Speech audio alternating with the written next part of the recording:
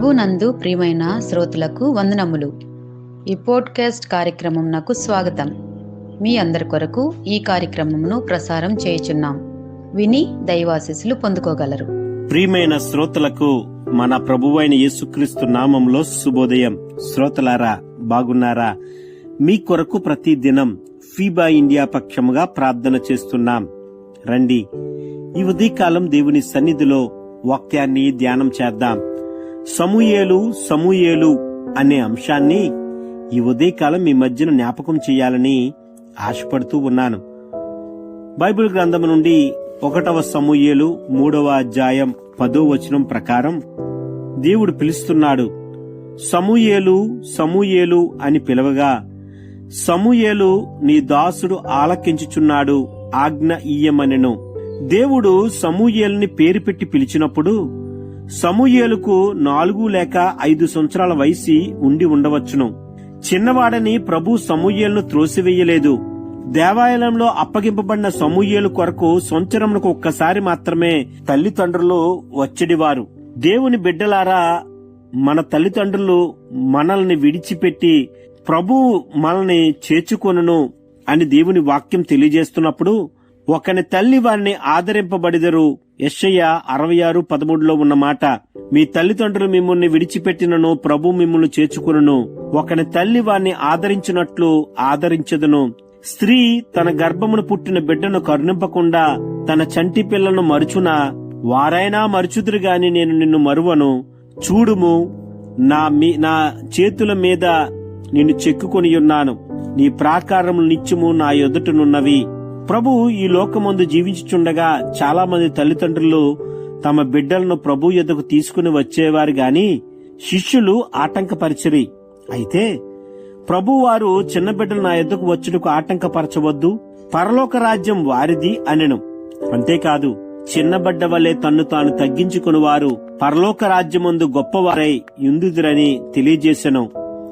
బిడ్డల వలె మార్పు చెందని ఎడల వారు పరలోక రాజ్యములో ప్రవేశింపబోరని బోధించెను. అవును, తిరిగి జన్మించుట అనునది ప్రభు తానే నేర్పిన బోధ. నీటి ద్వారాను ఆత్మ ద్వారాను జన్మించుటకు ముందుగా మనము మారు మనసు పొందుచున్నాము.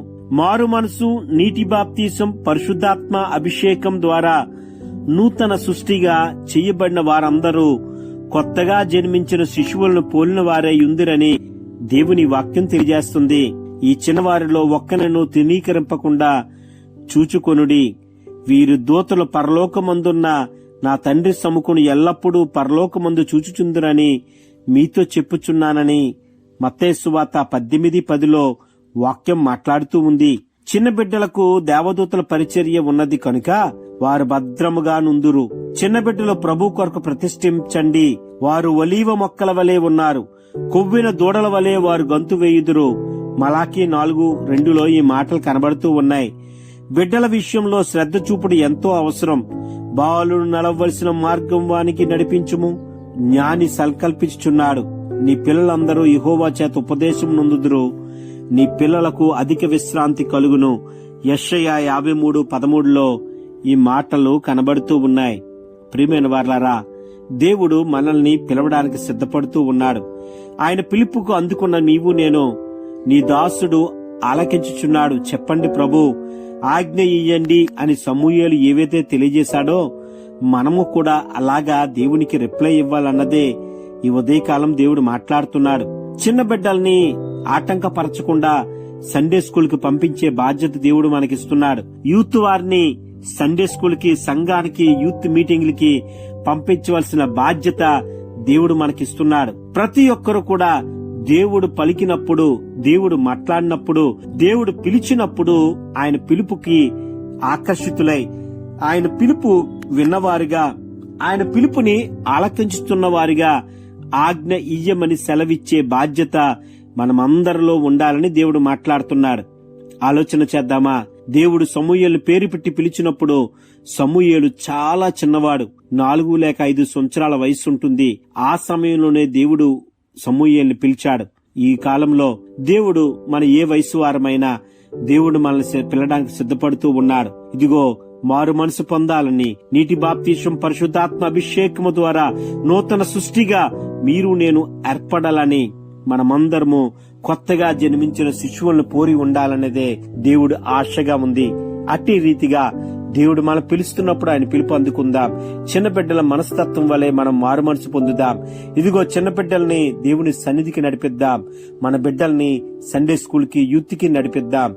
దేవుని ప్రేమను, దేవుని యొక్క ప్రాముఖ్యతను, దేవుని యొక్క విశిష్టతను ఆయన రెండవ రాకడ కొరకు మన బిడ్డలకి చిన్నప్పుడే నేర్పించవలసిన బాధ్యత దేవుడు మనకిస్తున్నాడు. అటు రీతిలో మనము పిల్లలుగా మారుదాం. మన పిల్లల్ని దేవుని సన్నిధికి నడిపిద్దాం. ప్రతి ఒక్కరూ మారు మనసు పొంది, నీటి ద్వారా బాప్తిసం పొంది, పరిశుద్ధాత్మ శక్తితో నూతన సృష్టిగా ఏర్పడాలనే దేవుని కోరికను మన జీవితాల ద్వారా నిర్వర్తించేలాగున దేవుడు మనందరికీ సహాయం చేయులాగున ఈ పరిశుద్ధ ఆదివారం దేవుని సన్నిధిలో ప్రార్థన చేసుకుందాం. ఆమేన్. ఈ కార్యక్రమమును గూర్చి మీ సలహాలు మరియు మీ ప్రార్థనా అవసరతల కొరకు మమ్మను సంప్రదించవలసిన మా ఫోన్ నంబర్ 9480585039 మరియు ఈమెయిల్ ఐడి info@fibaonline.org. మా ఫోన్ నంబర్ మరొకసారి 9480585039. Email ID info@fibaonline.org.